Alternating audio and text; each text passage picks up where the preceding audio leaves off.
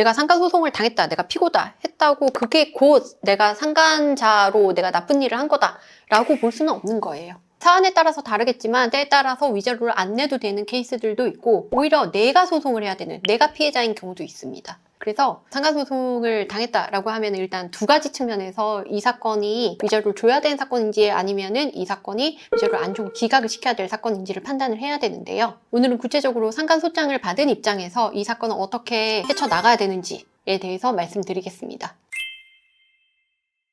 방어를 한다라고 하면 일단 공격을 하는 포인트가 어떤 건지부터 파악을 해야 되는 건데요. 상간소송은 언제 위자료를 지급해야 되는 거냐면 일단 첫 번째, 부정행위 자체가 있는 사안, 그리고 두 번째, 내가 상대방이 유부남 혹은 유부녀라는 사실을 알고 있었던 사안. 이 두 가지 요건이 충족이 되었을 때 불법행위가 성립을 하고 그에 따라서 위자료를 지급해야 되는 그런 사건입니다. 첫 번째, 부정행위가 있었다라는 것을 어떻게 해석을 할 수 있는가라고 해야 되는데 그럼 일단 부정행위의 개념이 무엇인가 여기서부터 시작을 해야겠죠. 부정행위는 간통보다 훨씬 넓은 개념입니다. 간통죄라는 범죄가 예전에 있었습니다. 지금은 없어졌는데 간통죄라고 하면은 쉽게 이야기해서 두 사람 사이에 성관계가 있었다라고 보면 되는 건데요. 이것보다 훨씬 넓은 개념이다라고 한다면 이런 관계 자체는 없었지만 두 사람이 사귀었다, 어떤 애정을 주고받았다, 스킨십이 있었다, 손 잡았다, 포옹했다, 여러 가지가 있을 수 있겠죠. 썸 이상의 혹은 썸을 포함하는 썸 이상의 어떤 관계를 맺었다라고 하면은 부정행위에 해당한다라고 볼 수가 있습니다. 그리고 두 사람 사이에 애정을 주고받은 어떤 다른 형태, 뭐 말로 주고받을 수 있는 거죠. 뭐 사랑한다, 좋아한다, 나 너 좋아하는 것 같아, 나도 너 좋아하는 것 같아,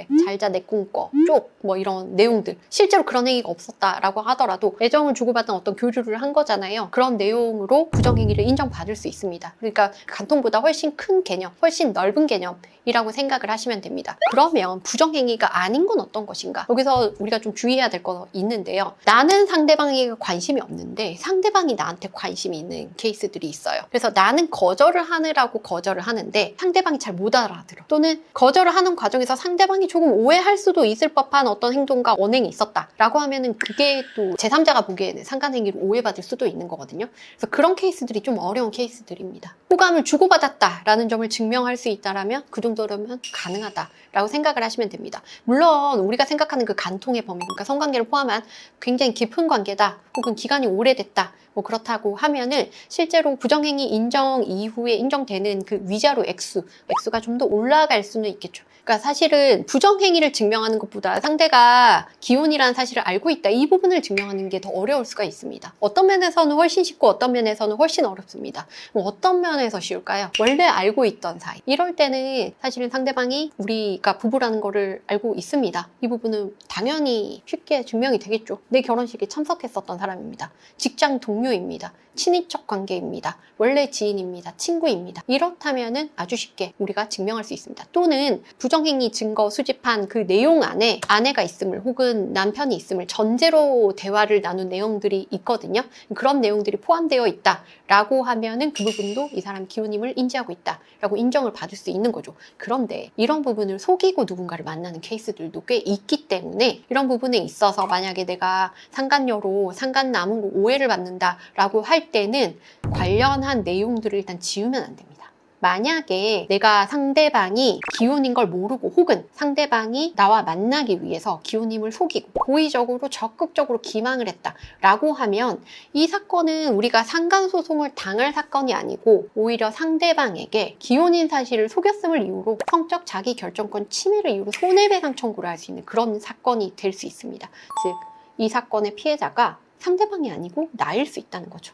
예전에는 형사상으로 처벌하기까지 했었던 어떤 범죄가 있었는데 지금은 이제 없어졌습니다. 혼인빙자 간음죄라고 들어보신 적 있으시죠? 나 너랑 결혼할 거야 이렇게 꼬셔가지고 잠자리를 가지고 그리고 나서 실제로 결혼할 마음은 없었고 이런 거 혼빈간으로 예전에 형사 고소하면 처벌이 됐었잖아요. 요즘에는 싱글이야 이렇게 상대방을 속여서 혹은 나 이혼했어 돌싱이야 이렇게 속여서 상대방이랑 사귀고 성관계도 가지고 근데 알고 보니까 이 사람이 유부남이고 이런 케이스들이 꽤 많거든요. 이런 경우는 상간소송이랑 비슷합니다. 성적 자기결정권 침해에 따른 손해배상 청구인데 예전에는 한 500에서 1000만 원 정도 나왔었는데 1000만 원, 1500만 원, 2000만 원 좀 다양하게 나옵니다. 2000만 원 이상 나오는 케이스 같은 경우에는 대부분 합의한 케이스들이고 왜냐면 이 유부들이 본인의 가정에 당연히 숨기고 이런 행위를 했을 거 아닙니까? 근데 그러니까 이제 본인의 가정에 알려지지 않도록 하는 그 합의사항을 넣는 걸 원합니다. 제3자 발송물질을 넣는 조건으로 위자료 액수 협상을 해서 많이 받는 경우도 있고, 실제로 법원에서 판결로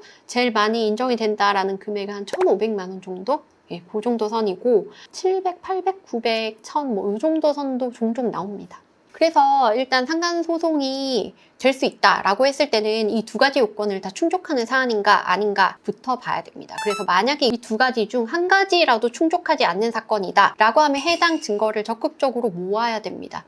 제일 주의하셔야 될 부분은 뭐 가지고 있는 대화 내용 이런 거 지우지 마세요. 통화한 내용 가능하면 녹음하시고요. 그리고 원고로부터 연락을 받았다라고 하더라도 본인이 피해자 지위에 있는지 아니면 내가 잘못한 일인지를 정확하게 파악하고 대면을 하셔야지, 내가 잘못한 게 없는 상황에서 그냥 그래도 도의적으로 미안하다, 그래도 당신한테 상처를 준 것 같으니 난 몰랐지만 당신은 상처를 받았다고 하니 미안하다, 이런 이야기를 하신다고 한다면 그런 부분들이 녹음이 되고 그런 부분들이 법원에 현출되었을 때 제3자가 보기에는 잘못한 게 있었으니까 사과를 했겠지 라고 생각을 할 수 있는 내용이 되기 때문에, 그런 섣부른 사과보다는 일단 사실관계를 정확하게 파악을 한 다음에 내가 피해자라고 한다면 섣불리 원고를 만나가지고 어떤 서류를 작성하거나 서명을 한다거나 내용 확인하지 제대로 확인도 하지 않고 서명을 한다거나 하는 거는 적절하지 않다라고 생각이 됩니다. 실제로 어떤 사안에서 안에 부정행위 관련해서는 인정한 내용은 아니었는데, 다만 원고가 하도 이 점에 대해서 의심을 하고 뭔가 자꾸 일을 키우려고 하니 이런 화난 원고를 잠재우기 위해서 이 가정의 불화에 내가 요 서류 하나 작성해주면 좀 도움이 되려나? 라는 생각에 서류 작성해줬었던 어떤 사안이 있었는데요. 그 서류가 발목을 잡아서 실제로 그 어떤 관계도 아니었음에도 불구하고 상간소송을 당했었던 그런 케이스도 있었습니다. 말하는 것도 상대방이 언제든 녹음을 할 수 있기 때문에 원고와 직접 접촉을 하는 그런 상황 자체를 만들지 않는 게 가장 좋고요. 원고랑 직접 대면해서 어떻게 내가 해결해야지 라고 이야기를 한다면은 본인 스스로는 본인의 입장을 설명하고 방어를 했다고 생각을 하지만 그 많은 내용을 하나하나 뜯어봤을 때 제3자가 듣기에는 본인의 잘못을 인정하는 취지다 라고도 들릴 수 있습니다. 그렇기 때문에 이런 경우에는 그냥 원고랑 직접적으로 접촉을 안 하는 게 베스트입니다. 그래서 아까 설명드린 두 가지 요건이요. 첫 번째, 부정행위 자체, 그리고 기혼인지를 알았는지 여부, 이 두 가지 요건 중에 하나라도 내가 하지 않았다라고 한다면 상간소송은 전부 기각시킬 수 있고 위자료를 안 내고 끝낼 수 있습니다. 내가 두 가지 요건에 다 충족이 된다라고 하는 케이스들 꽤 많습니다. 만약에 그런 케이스다라고 하면 먼저 상간소장을 받았다라고 하면은 원고가 청구하는 그 금액이 있을 건데 그 금액이 적절한지 여부에 대해서 다투는 방법. 현재 원고의 가정이 계속 유지되고 있거나 내가 원고 가정의 유지, 회복을 위해서 어떤 최선의 노력을 다하고 있다는 점. 실제로 그런 케이스들이 있습니다.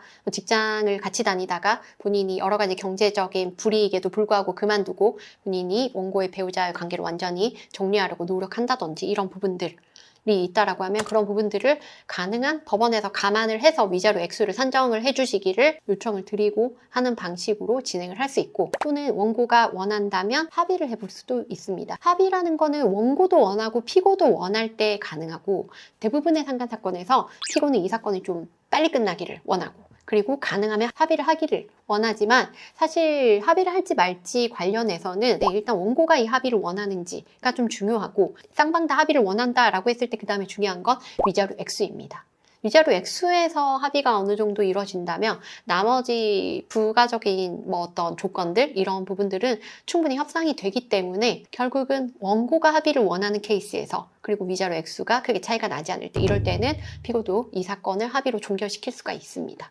소송과 합의가 다 장단점이 있기는 한데요. 소송으로 가면 일단 한 6개월 정도 걸리고, 소송이 하나 끝나고 나서 우리가 또 원고 배우자에게 구상 청구를 하는 경우들도 있고 하기 때문에 한 번에 끝나지 않고 또 두 번의 소송을 해야 되는 케이스들도 있고, 일단 판결문이 남는다는 거에 대해서 피고가 부담스러워하는 경우들도 있고 그렇습니다. 합의라는 거는 협상만 좀 잘 되면 빨리 끝나고, 뭐 제3자에게 발설하지 않는다, 또는 원고 입장에서는 내 배우자와 피고가 다시 만나지 않는다. 만약에 만나게 된다라고 하면 이 합의 위반에서 다시 만날 경우에는 거기에 대해서 페널티를 적용한다. 예를 들면 위반 시 회당 100만 원, 200만 원, 많게는 1000만 원 막 이렇게도 합의를 하기도 하고, 그래서 사실상 합의가 될 수 있으면 원피고 모두에게 유익한 측면이 있고, 소송으로 가는 것도 원피고 모두에게 장단점이 있고 그렇습니다. 근데 그 합의를 할 때 주의할 점은, 상대방이 대리인을 선임하면 우리도 무조건 대리인을 선임하는 게 사실은 저는 베스트라고 생각하고요.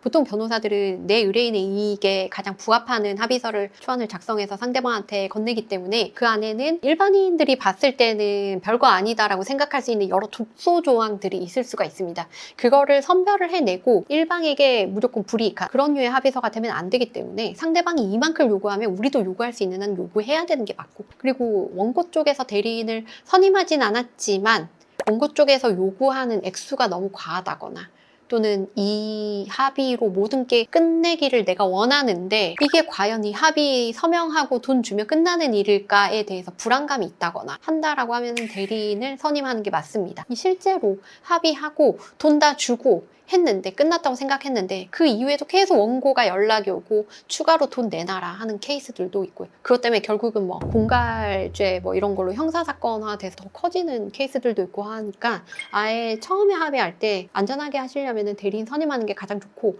대리인을 선임할 때 대리인한테 염려되는 부분들을 미리 이야기를 하면 그런 내용들을 가능하면 대리인이 합의서에 다 넣어줍니다. 예를 들면 이거 합의 끝나고 나서 원고한테 계속 연락 오면 어떡해요? 라는 거가 염려된다, 찾아오면 어떡해요? 염려된다라고 하면은 이 합의 성립 이후에는 그런 행위를 못하도록 해당 내용을 다 추가해서 합의서를 같이 작성할 수가 있으니까, 그런 부분들을 감안을 해서 뭐 합의서를 작성해달라고 대리인한테 요청을 하면 됩니다.